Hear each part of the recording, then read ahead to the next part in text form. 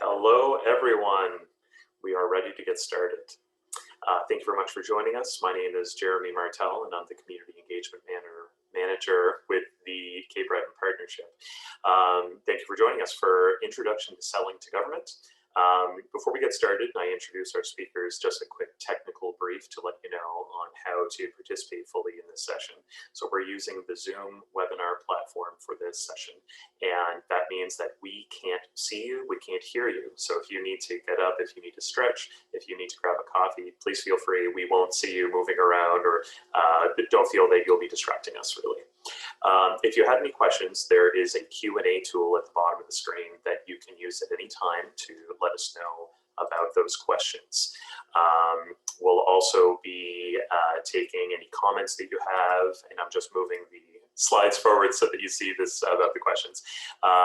You'll be able to click a raise your hand button to let us know in the chat that you want to ask your questions out loud.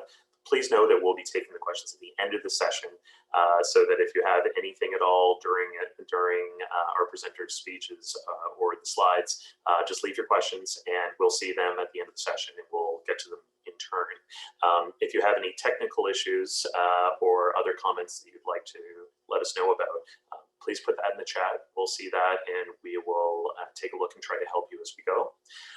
Also, if you have any questions or any comments about further sessions that you want to hold, that you think we should hold later on for these types of webinars, let us know in the chat as well, and we'll be happy to take a look at those and see what makes best sense to try out. So the reason we're here, as you know, we're here for Introduction to Selling to Government.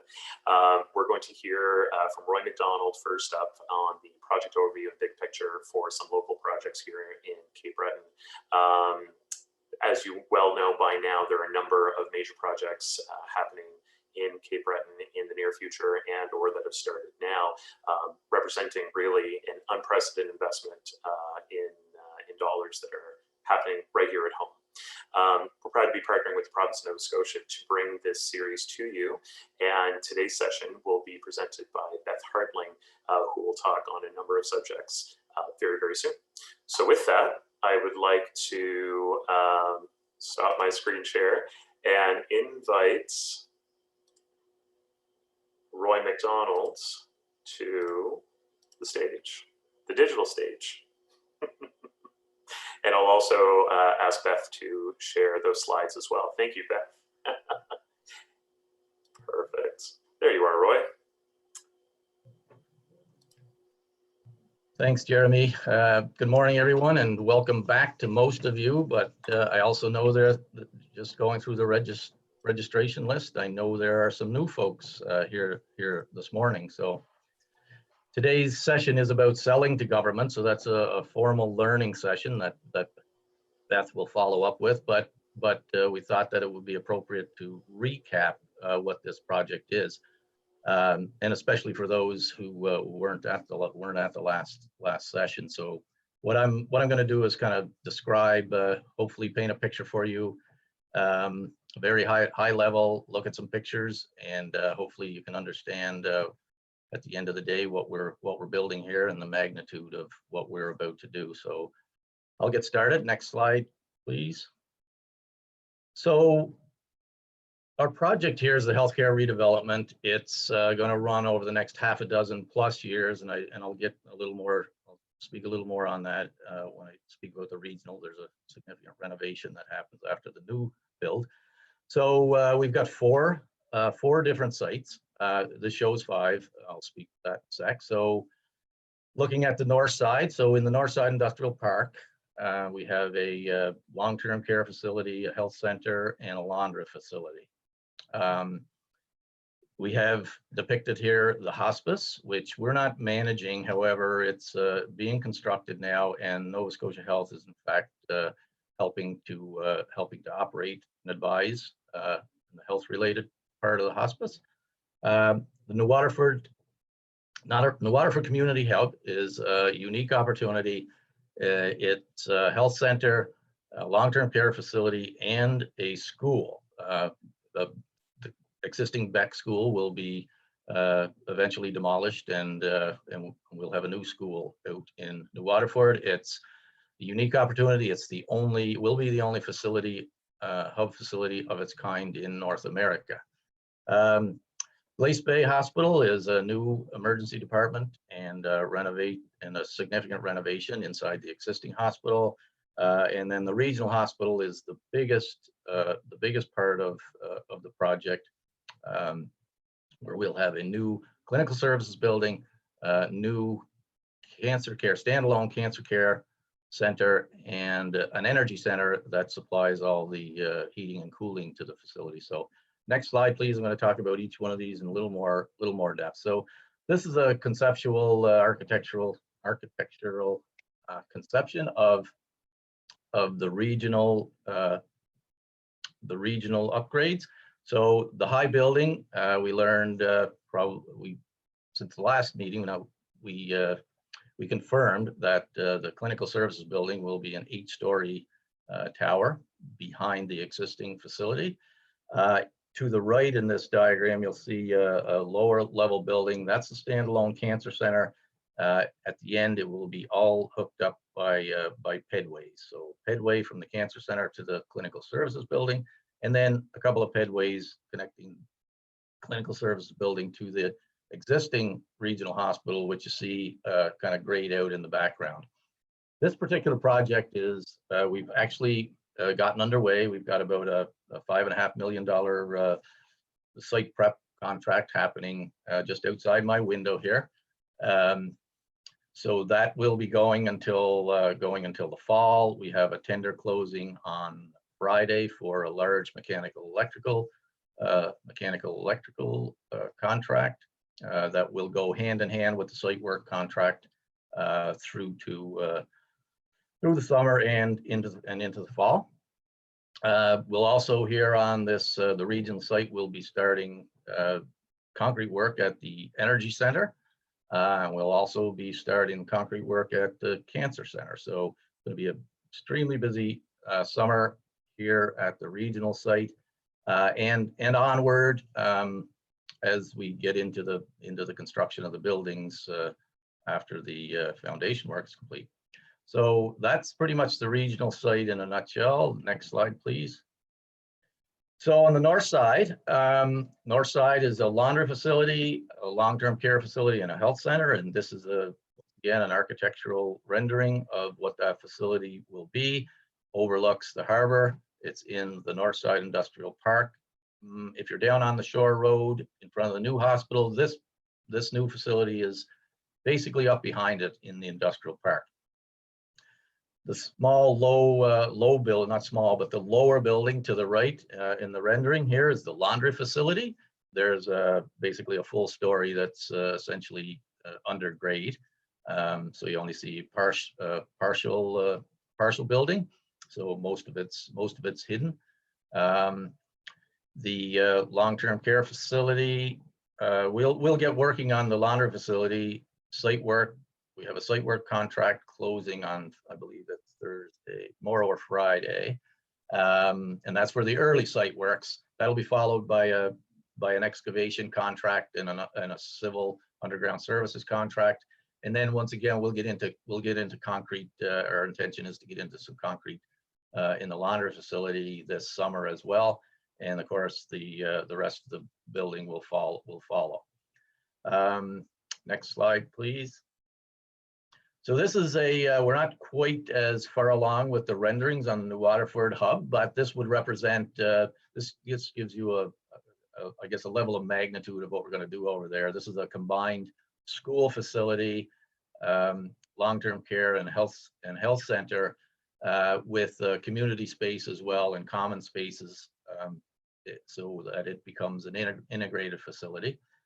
And a central utility plant as well, which is a separate building, and that will feed all of the mechanical and electrical services to the buildings. This will be starting as well with an early works package sometime this early summer, and then followed by the concrete work for the school. So in this case, we have to build the school. Just stepping back a little bit. This past summer, we relocated the sports fields that were into Waterford, and now we're ready to build the school on the one of the old field sites, which is across the street from Breton Education Center. So this starts with building a school and a central utility plant to service it. And once the students move from the Breton Education Center into the new school, we'll demolish the Breton Education Center and we'll begin the build of the health center and the long-term care facility. Next slide, please. Glace Bay, we're in the design stage of Glace Bay, just finishing up schematic design. We'll be moving into detailed design here within the next few weeks. To the right of the existing facility will be the addition, the new emergency department addition. And inside the existing facility, we'll have a significant renovation. So that work probably gets underway probably next summer. Anyway, so this session is specifically about selling to government. So you know, how can you get in on the action, if you will? I know some of you are familiar with how to sell to government because you're contractors and you have been dealing with our electronic bidding for years. And then I know also some of you have never seen any of this before or have never been involved in any sort of government procurement. So Beth will be going through I'm going to call it a learning session. I've gone through all the slides, so I don't want you to, as we go through these, it's fairly in depth, and I don't want you to panic because there's a lot of stuff here. The presentation will be made available to you, and will be available for answering questions and so on. And there's a more in-depth presentation to follow this as well on another date. So this is more or less a high-level overview of all the different components of our government procurement process. So with that, I'm going to hand it over to Beth.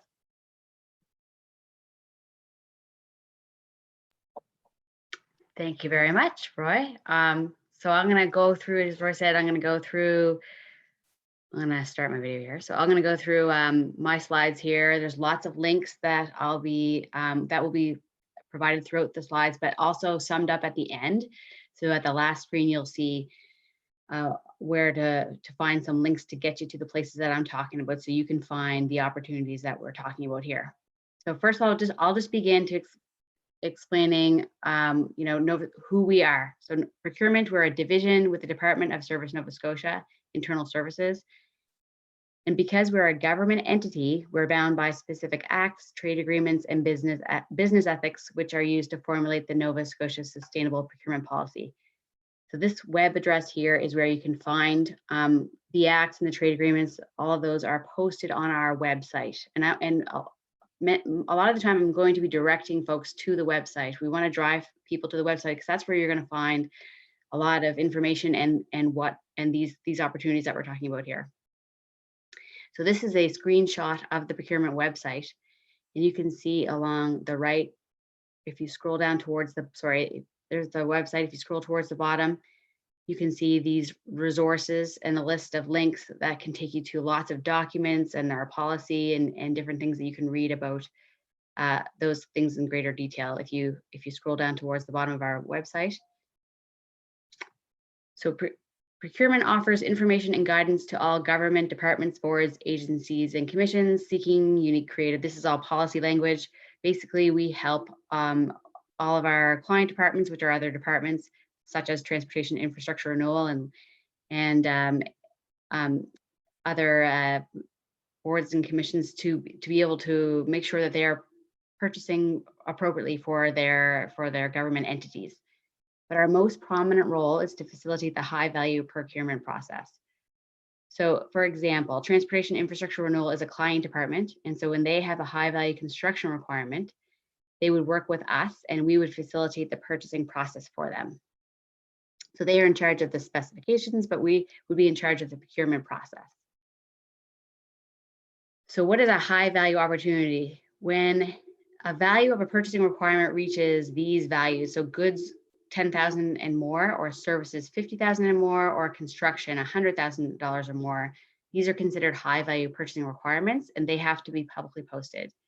As an example, transportation infrastructure renewal would have to get, if they wanted to get that school built, they would determine the specifications, and procurement would be responsible for ensuring those specifications are in the proper document templates, and that the spending approvals are in place before we would post and facilitate that tendering process. And I'm going to explain more about what a tendering process is as we go. So public tender, what does that mean? It means that all high value goods, services, and construction opportunities would be posted on the Nova Scotia Tenders website. That same web address that I'll keep directing folks to. Tenders are available for the public to view and to bid on from the website. If you click on the website, I'll show you where to find those opportunities. Okay, so during the public tender process, Nova Scotia Procurement is responsible for posting all the high value tender opportunities on the website, ensuring all the tender documents explicitly and accurately include all submission requirements, instruction, contact information, the deadline information, contractual stipulations, and the evaluation process. Everything has to be explicitly written out into those bid documents. And we have to ensure that all the bid submissions are evaluated exactly as it is outlined in those tender documents as well. So each document is going to explain, what the requirements are for the bid responses, and they're going to explain how we're going to evaluate those bid responses. We would also be responsible to notify the awarded supplier and obtain a signed contract from that supplier. So we facilitate that whole procurement process. To be considered for an award for a public tender opportunity, suppliers participate fully in the tendering process. So suppliers are responsible for finding the tender opportunity and explicitly following the instructions as they are outlined in the tender documents, including but not limited to asking questions about the opportunity before the time remaining expires, finding and following all addenda that may be posted for that opportunity, and submitting complete compliant bid responses before the time remaining expires for that opportunity. So I'll give step-by-step instructions on how to find these opportunities and kind of, what to look for when you're finding them. Okay, so this is to find them. First, you're going to go to the tenders website. This is the home page again. And then you click on that current tenders link to the right of the home page. Once you click that, you're going to be taken to the Nova Scotia tender notices page. You can see that construction was typed into the filter by field under the description field. So once I type in construction, for example, if I press enter, you can see at the bottom of this page, there'll be a listing of all the opportunities, and they're usually listed from the most recent posting to the one that some of them you're going to see are already closed, but some of them you're going to see are still open. Okay. So you can see that the construction tender opportunities are listed towards the bottom of the page. The most recent tender postings are listed first. And you're going to see that there's more than just Nova Scotia tender opportunities in here from the province. You're going to see that there's all sorts of other public sector entities that post their opportunities on this website. Okay. So the province, Nova Scotia Procurement, we're responsible for facilitating the tendering process for our 18 departments, over 100 agencies, boards, and commissions, and our 2 health authorities or 40 hospitals. So procurement is responsible for managing those, for facilitating those tender processes. But it's important to note too that our website is a centralized tender postings location. So all public sector entities in Nova Scotia must post their high value opportunities on our website. So for example, Cape Breton Regional Municipality is a public sector entity, and they must post their high value opportunities on our website. They facilitate their own process, but they post their opportunities on the website, and so do all of them. There's many other public sector entities across the province. For example, 54 municipalities and towns, 14 academic institutions, and 7 regional centers for education. or over 440 schools. They all, we would call this the mass entities. They all post their high value opportunities on our website, but they would facilitate their own tendering processes. It is important to note too that the federal government offices in Nova Scotia, they're also public sector entities, but they do not post, or the only public sector entity in the province that don't post their opportunities on our website. They would post it on their own federal government website. Okay, so to open a Nova Scotia procurement tender opportunity, we're back on our website where the tender listings are. If I typed in that construction in the filter by field, and those construction opportunities came up at the bottom, you can see here that I've highlighted this DOC tender number.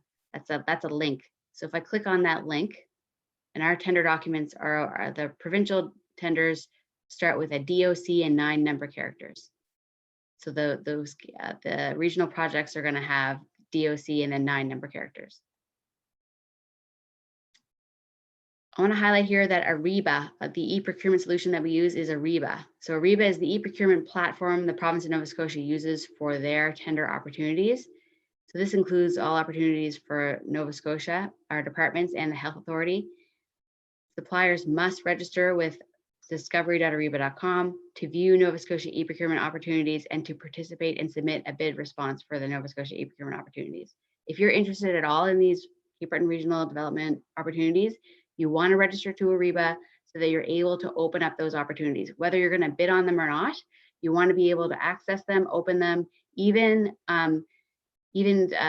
you know, I'm going to show instructions on how to do this next week, but you're going to want to accept the prerequisites so that you understand when they're closing, if there's an addendum going out for them, who, you know, how to contact the person that's facilitating that opportunity. It's important that folks register with Ariba Discovery so you can look in and read about what these opportunities are all about. So I will be talking more about that next week, but I do want to just reinforce how important that is. Okay. So once you've clicked, before we talked about clicking on that DOC link, that's going to take you to the tender details page. So the individual tender, its details page, it's going to give you high level information about that opportunity. You're going to see the DOC number at the top there. But to actually get into the opportunity, you've got to click that tender docs location link, and that's a discovery.ariba link. Once you click on that, it'll take you to the Ariba Discovery page. And this is where you would click on in order to actually get into the specifications, you've got to click on this yellow button called Respond to Posting.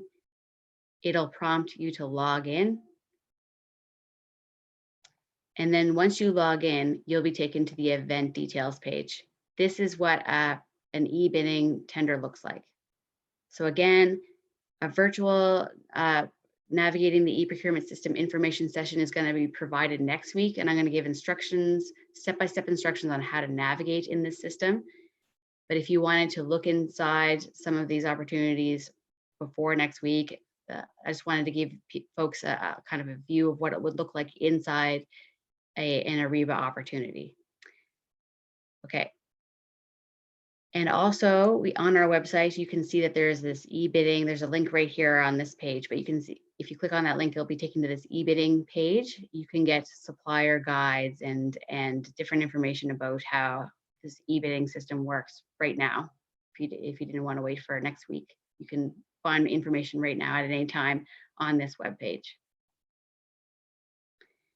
Okay. You can also scroll towards the bottom of our homepage, the procurement homepage, and there's this little support link. If you ever had a question for procurement, you can click on this link and it takes you to a ticketing system and ask a question at any time. Doesn't matter what the question is. If it's procurement related, if the folks that are managing this don't answer it for you, they'll find somebody that can answer it for you, or they'll redirect you to the place where you should ask that question. So that's a good link to have in order to have procurement related questions answered. Another something I like to inform folks about is our tender opportunity notification service. This is a free service for suppliers. If you register to TONS, it's not the same thing as the registering for Ariba. It's separate from the the Ariba system. So TONS is a free service for suppliers. Suppliers who register to TONS receive email notifications of public sector procurement opportunities matching the goods and or service categories they've selected when registering. So if you go to our website and you look at the menu items along the right-hand side, you'll see Tender Opportunities Notification Service. Click on that link. It'll take you to this Register for TONS page. And this is where you can follow step-by-step instructions to register to Tender Opportunity Notification Service. So when you register to TONS, this is an example of an email that I got this morning. Every day at around 6 a.m., the new tender opportunities are whoever registers to TONS would get an email that looks like this, and all the opportunities are in one email. You're not getting 15 different emails, you're just getting one email. And it's just a listing of all those new tender opportunities and a link, that link there, if you click on that link, it'll take you directly to that opportunity that's posted on our website. And it's important to note too that tender opportunity notification emails they include all tender postings for all different entities that post on our website. You can see here that Cape Breton Regional Municipality, this is their tender opportunity. So it's not just provincial tender opportunities that you get notified of. It would be for every entity across the province that posts on our website. If the category that you selected matches the opportunities that are posted that day, then you will get notified of that opportunity. Okay, so this is sort of a step by sort of just giving a visual of how the process works when a high value tender is posted, just for all Nova Scotia tenders. So whatever Nova Scotia procurement facilitates, this is kind of how kind of a high level diagram of how that looks. Okay, so the province of Nova Scotia has a high value procurement requirement. For example, transportation infrastructure renewal has a construction project valued over $100,000. All high value tender opportunities are posted on our website. For example, transportation infrastructure renewal works with Nova Scotia procurement. Then we post that tender opportunity on our website. And that would, once that's posted on our website, these TONS notifications would go out. And so if you register to TONS, you'd receive a notification. Within that email, you'd see a link that would take you back to the Nova Scotia procurement website posting there. And in that posting, you would get a link to go to the Ariba site, which is where you would find all the specification documents. So this is how it kind of flows when we post a tender. So what happens when a mass entity posts a tender? This is the process. So Cape Breton Regional Municipality is a public sector entity. If they had a construction project valued over $100,000, they would post that opportunity on our website. That would trigger a TONS notification. So you'd get a TONS notification if you're registered to TONS, which if you clicked on that link within an opportunity that you're interested in on your email, that would take you back to the procurement web page. So these other entities, they do not use Ariba. They may have their own e-bidding system, but they don't use Ariba. Only the province of Nova Scotia uses Ariba. So all of our departments and the hospitals would use Ariba to facilitate the tender process.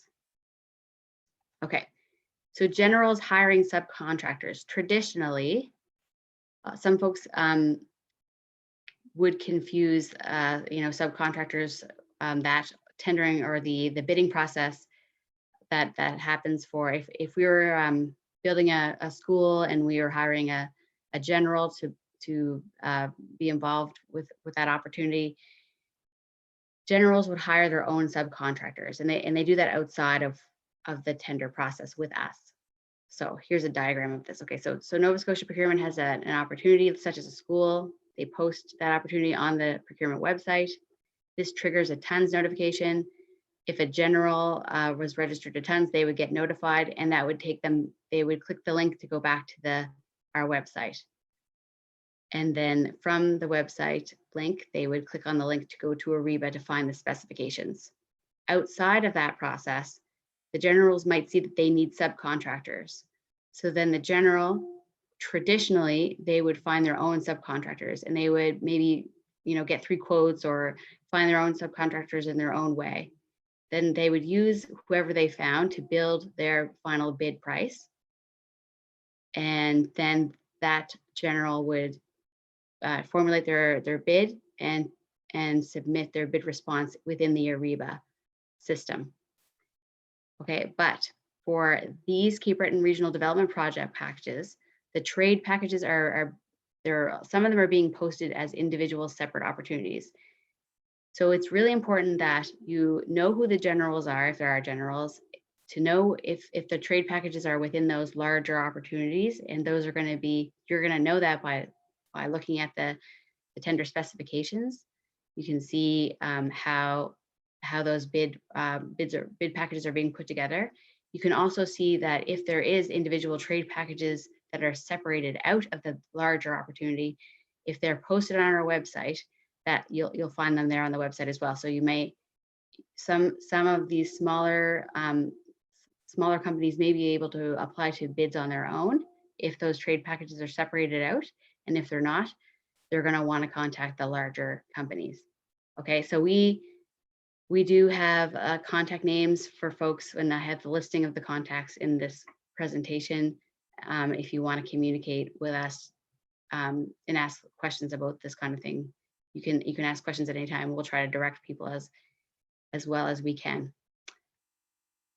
Okay, so here's an example of a trade package that was, if I typed in trade package on our website, if I go to that tender notices page, I typed in trade package as an example. Now this will only, the listing down at the bottom will only appear if trade package is in the description or the title description. So you don't necessarily, you can type in trade package, or you can type in, you can just look at the, all tenders that are open, and you can see all the current tenders that are available right now.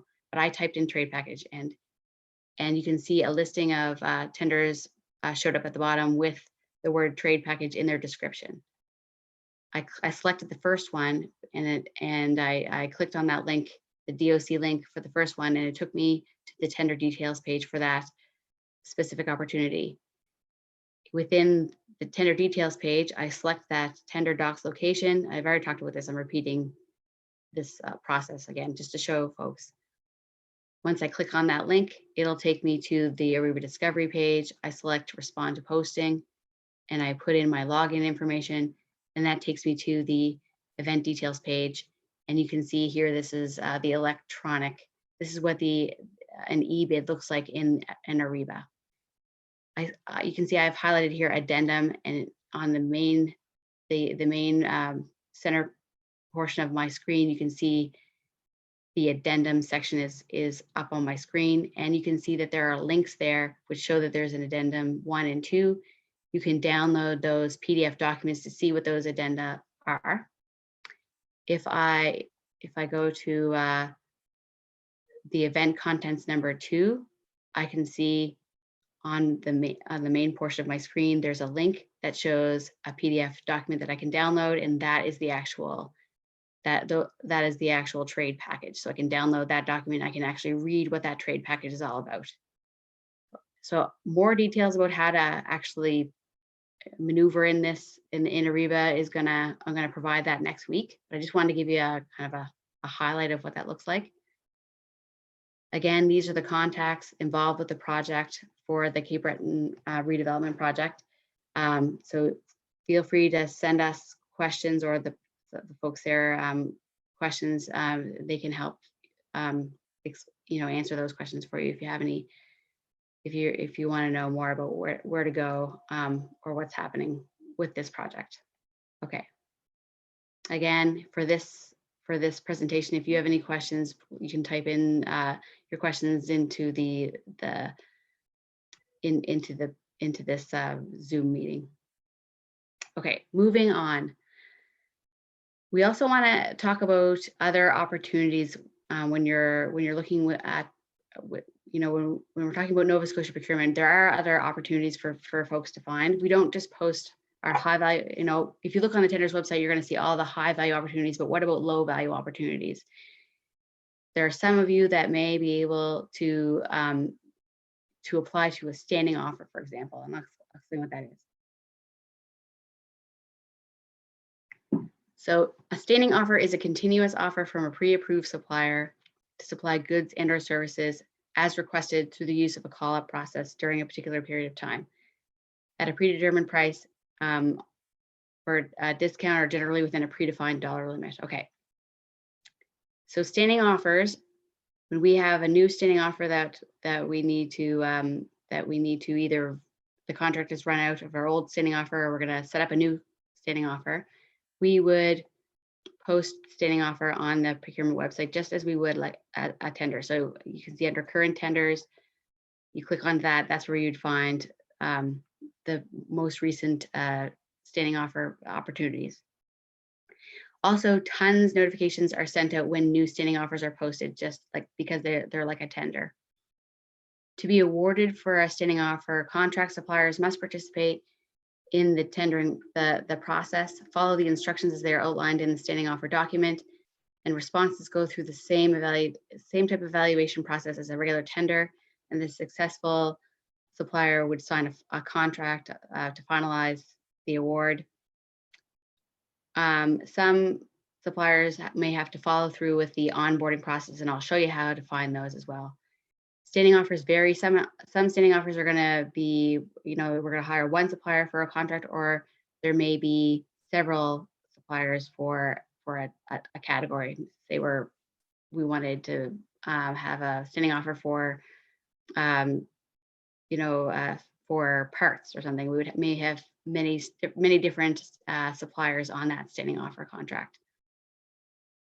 Okay, so there's no guaranteed volume of spend for any standing offer. So just because you're a supplier that has a contract for a standing offer doesn't mean that you're guaranteed that a lot will be purchased off that standing offer. However, it's good to be on a standing offer because if a client department does need to buy that category of goods or services, they would have to go to the standing offer and buy from the suppliers listed within that standing offer.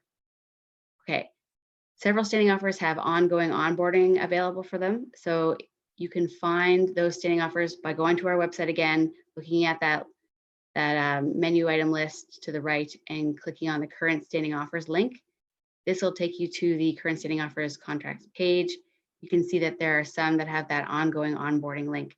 So if you're a company that provides, managed business services, which is formerly our consulting services standing offer, then you can click on that ongoing onboarding link and figure out how to get onto that standing offer.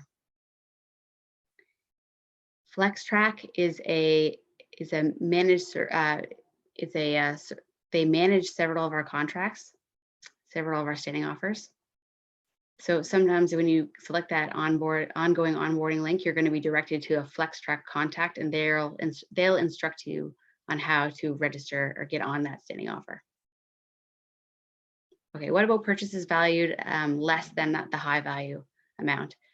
So for the province, all purchase requirements valued under $2,500, the first option for our client departments, they must use an existing standing offer. So they would go to one of those standing offers and buy off of those standing offers as their first option. If a standing offer doesn't exist and the value is under $2,500, then they can approach a business directly for the requirement. This is done at the department level, and these purchases do not go through, we don't manage these purchases. These are lower dollar value purchases that are managed by the department alone. If a purchase requirement is valued between $2,500 or under $10,000, again, our client departments, they have to go to an existing standing offer. The second option would be to obtain 3 quotes. So if no standing offer exists, the department would approach 3 or more known suppliers that could supply the goods or services that they need, and then they would go through a 3-quote process. Oftentimes, it's going to be based on price, but it may also be based on other evaluative criteria, such as like a timeline or quality of the product or service, etc. So this is going to also be done at the department level, and these purchases do not go through procurement. So services the goods purchases are not applicable for this process, But if there was a service between $10,000 and $50,000 or construction between $10,000 and $100,000, a requirement for either a service or construction that is within those threshold amounts. The first option, again, the client departments would have to look for a standing offer if none exists. Second option would be the invitational competition process, which is a more robust 3-quote process. They have to find 3 suppliers to do a quote process with them. They're going to use a bit of a more structured document template to send out to those 3 suppliers. Suppliers have a minimum of 10 calendar days to provide a bid response, and procurement does facilitate this process. And it does go through Ariba, but these wouldn't be publicly posted. The suppliers would be contacted directly by procurement. So low value purchases and accountability. The Nova Scotia Sustainable Procurement Policy still has to be followed. All of our client departments still have to follow that policy. And that policy is, again, written to align with the acts, the trade agreements, and business ethics that we are legally, we have to follow those. Client departments must follow and keep record of all applicable procurement processes. For example, they must obtain specific approvals, prove they have obtained at least 3 quotes, and record everything, and they have to keep record of all that stuff. Separation of duties. There are different divisions within finance who have different levels of access to the provincial financial system. So different levels of access for creating purchase order documents and processing and releasing payments, etc. So everybody has to follow these processes. There's checks and balances within the system. The financial department, Department of Finance folks will ask for record of the quotes that were obtained and for approvals that they have to get. All public sector purchases are subject to audits from both our auditing department and also from Auditor General for the province. So we're also subject to FOIPOP inquiries and even legal action. So we there's checks and balances even for these lower dollar value purchases that are made, and everything, for the larger purchases that are made, everything is funneled into the Ariba system. So these auditors can go into Ariba and they can find all that documentation within that system. But for these lower dollar value purchases, folks have to maintain records as well, and they are subject to being audited or FOIPOP'd at any time. Okay, moving on. So marketing to government. If you go to our website again, you're going to see to the right in those menu items again, there's a link to selling to government. Within that link, we do have some information for you on how to market your business to government. This Cape Breton redevelopment project is a bit unique. So you can contact folks. For now, we have these names for you to contact if you do have questions about that project. But if you wanted to be called for a 3-quote process, or you want to know who is around you from the province or other entities that are around you, connect with those people and let them know who you are, so that if they do need to get a good or service that you provide, or purchase a good or service that you provide, you want them to know who you are, so they would contact you for a 3-quote process. You also want to make sure you understand what's going to be posted on our website, and sign up to tender opportunity notification service so that you are aware of opportunities that you could apply to. And so there's different ways to market yourself. Also, if you look on our website, you can see that there's a link here on the main page. And this is the Innovative Sustainable Construction Products Directory. So this is an invitation by the Province of Nova Scotia to seek help from businesses and organizations who can supply innovative, sustainable construction products for a direct. There's a directory that they are maintaining, so you can apply to that directory if you feel that you have a innovative, sustainable construction product. You can click that link and you'll be directed to the directory. Okay. The last thing I'm going to talk about is the debrief process. So if you have submitted a response to a tender opportunity, you can request a debrief. So supplier debriefings are key opportunities to grow a stronger vendor relationship. You can find out how your proposal was scored and get advice on improving your bid submission. The goal of a debriefing is to create a positive constructive experience. So you can get information about how well you scored with your within the evaluation, how to improve your response, and you'll get information about where you ranked as well. But nothing will be provided about the other bidders that put in a response. You'll only get information about how well you did with your response. So there is a debrief guide. I have a link to that right here. You can click on that link to get that guide and find out more information about that debrief process. Whether you win or lose a tender response, if you submitted a bid response, I think our debrief is a great idea because it will help folks prepare to put in a better bid next time they have that opportunity to do that. I've also listed out here all the links that I talked about earlier.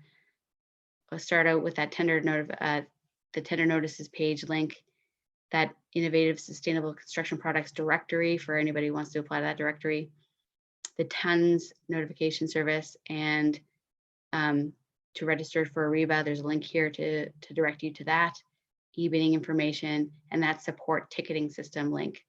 Also, my contact information is there, as well as the manager for supplier engagement, her contact information. So these slides, again, they're going to be shared to everybody who registered to this session. So you'll have access to the slide and all the links listed within here. So I guess now we're at the end and we can start asking questions if we have any questions. Absolutely. So while I wait a moment or two for a few more questions to come in, I am going to launch a poll on everyone's screen. If everyone could take the opportunity to fill that in quickly. There are only a few questions. They're yes or no's. Should take you maybe 5 or 6 seconds to provide a response, just to give us an idea of how this went and what we can work on for future sessions. Be very, very helpful for us. We do have, let's see, so far we have 2 questions. So I'll start with the first one. Actually, it was already answered. But maybe we'll just ask it out loud for the benefit of the room. The tender page list can be filtered by location or region, or is it only by service type? I do see that it was answered directly to the person, that tenders can be filtered by department or agency, category or keyword, not necessarily by region. Beth, was there anything further on that in terms of filtering things on the tender page? I think you can filter by open and closed tenders as well. I would caution filtering too much, because you don't want to, if somebody didn't type in a certain description name or something, you want to be careful that you're able to see everything that you'd be interested in. So I would say probably open tenders is the more helpful way to filter, because you'll only get whatever's open at that time. So there could be 20 open or 30 open at that time, so you won't have too many to go through. Absolutely. So we do have another question here from Simon. With tender payments, is it typically 50% down and 50% upon completion, or does it run on net 30, or is it different for every tender, and that information is specified in the tender? That's going to be specified in the tender document. They'll list out the final. A lot of the times there'll be a link to what the contract would look like, the final contract would look like, and it's really more listed out or spelled out in the final contract. But there usually is a link to the standard services contract, and in that standard services contract, they'll explain how how quickly people will get paid. Usually it's usually within 30 days. But then again, there could be a project, a 2-year consulting project, and they might they might set up a payment differently for that kind of opportunity. So yeah, it can be different. Sort of depends. Great, yeah. Thank you, Beth. So that's the only questions that have come in so far, but maybe we'll stall for time to give people there we go. My stalling technique already worked. From Colleen, does the tender evaluation process, high and low, include consideration for hiring people with barriers to employment? That would all be specified in the tender document as well. It'll explain all the questions that they'll ask, the criteria that they're going to ask, and it'll have an explanation of whether or not there's, there could be, 10% for having a diverse, hiring diverse, or having staff that are diverse or whatever. Anyway, so it would be specified within the document, and how much the value of that question, how much that would be. Roy might ask. Thank you very much. I don't like the sound of my voice that comes through Beth's side. I obviously sound very monstrous, and I apologize to Beth specifically. Oh, you do not know, but I know how you feel. A question from Bill, is spelling important when entering filter descriptives? So for instance, if you accidentally type in seating with 2 E's rather than SEATING, will the system anticipate proper spelling, or will it take what you put into that field literally and specifically? I think it's pretty literal. It does. So, and spelling on our end could be incorrect as well. I've seen that. So the best thing to do, I would say, is to keep playing around with it. If you're looking for one that's closed, you might not, you use different words like seating, chairs, different things like that to bring up different opportunities that are closed.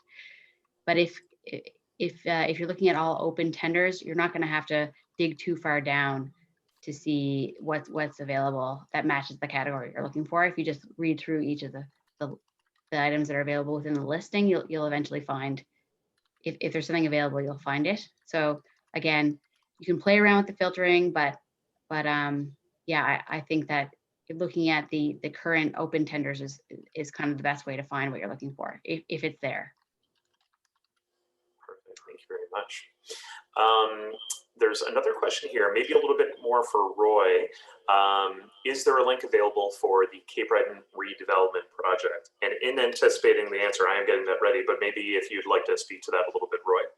And I think that would actually be the, specifically for the healthcare redevelopment project website, but maybe you can speak to that a little bit.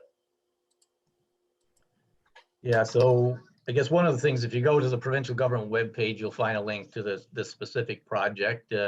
It'll more or less give a high-level overview of the projects and the project status. So beyond that, I'm not 100% sure it would be that useful. Besides some of the stuff that I covered earlier, we're working on different ways that we can engage people. It's somewhere central, I guess, where people can go to get the latest, greatest information, and we're not 100% there yet.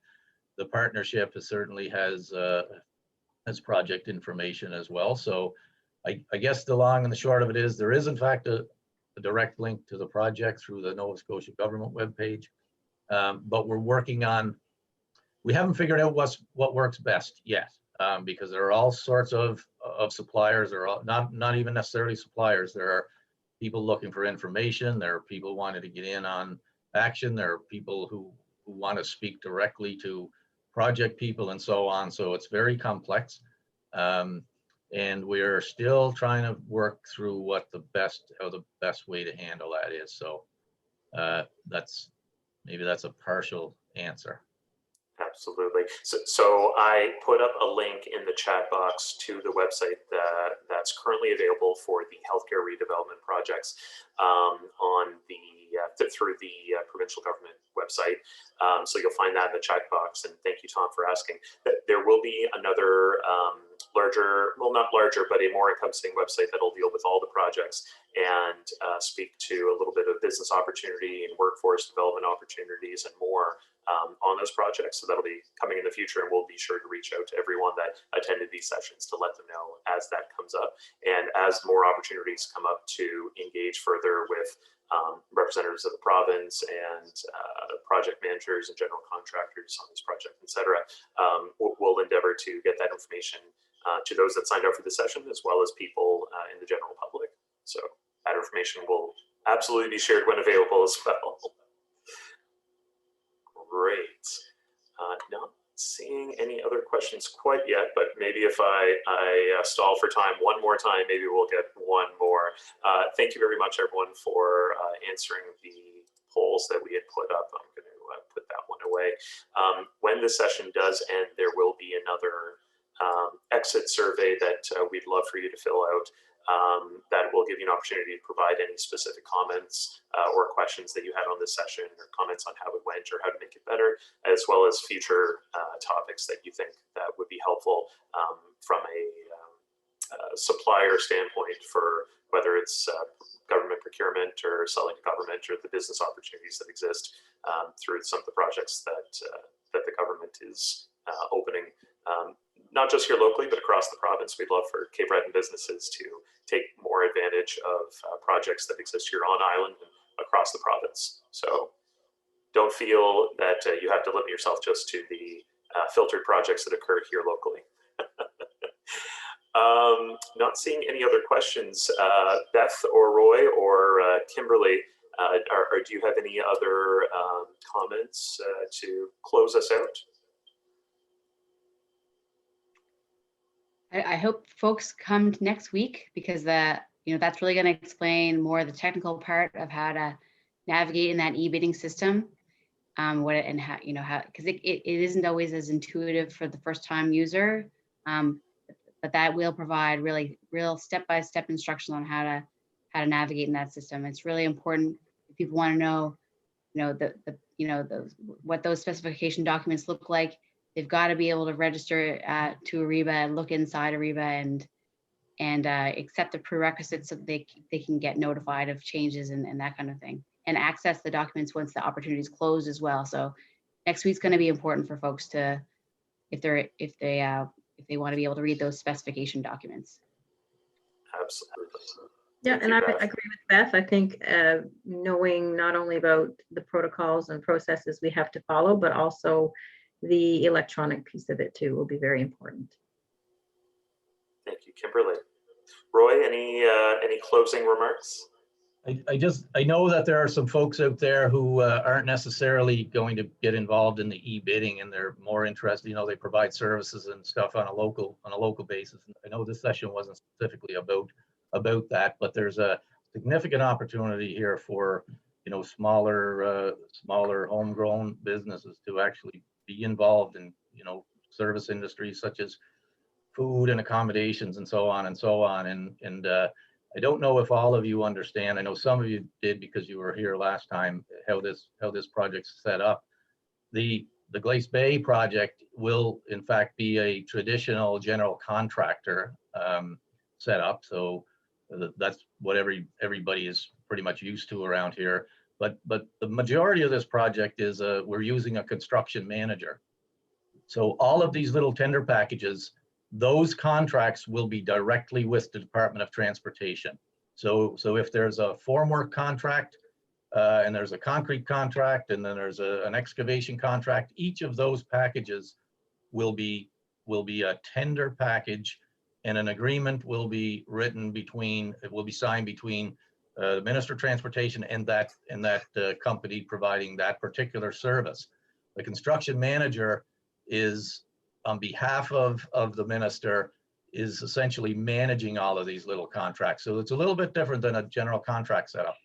The construction manager also has a whole bunch of work that they have to do on site that they have to look after, like cleaning, and they have to keep an eye trailers and all that stuff, clear snow removal and so on. So they would be going out directly into the community to find those services, and it's literally hundreds and hundreds of thousands of dollars worth of work that they'll be sourcing mostly local. So I just wanted to end on that note, that if you're not feeling that you're going to be in on any of this large e-bidding stuff, there are other opportunities, and tell your friends in the service industry as well that there are things happening. It's upwards of getting close to $1 billion worth of spend over the next half dozen or more years. So it's a lot of money in the community that'll be there, and it means disposable income and so on. So some great opportunities here. I just wanted to get that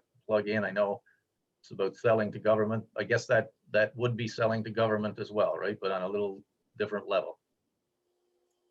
Absolutely. And just to follow on that, Roy, is to, you know, if you are interested and if you do find that you have goods or services that fall within the categories that are outside of what we might be tendering, then please let us know so that we can forward your name to our construction managers so they are aware of what you're able to provide. Absolutely. Thank you both. A good reminder to think a little outside of the typical construction box if that's the type of good or service that you have available. There's lots of opportunities that are going to be there for just about everybody. Well, thank you very much, everyone. Barring any unforeseen questions, which I'm not seeing coming, I think we can put a close to this session. We look forward to the next session, which will occur next Wednesday at 10 a.m. Those that mentioned that they would like to automatically be added to the next session's registration list will be. And if you haven't, that's fine. There's still lots of time to register. We'll be sending a confirmation email to that effect sometime today or tomorrow with details on the session, including all kinds of helpful info and links and contacts that came from today's presentation. Thank you again on behalf of the Cape Breton Partnership and Province of Nova Scotia for joining us. And thank you very much to our presenters for taking the time this morning to impart your infinite wisdoms on this. Thanks very much. Thanks, Thank you. everybody.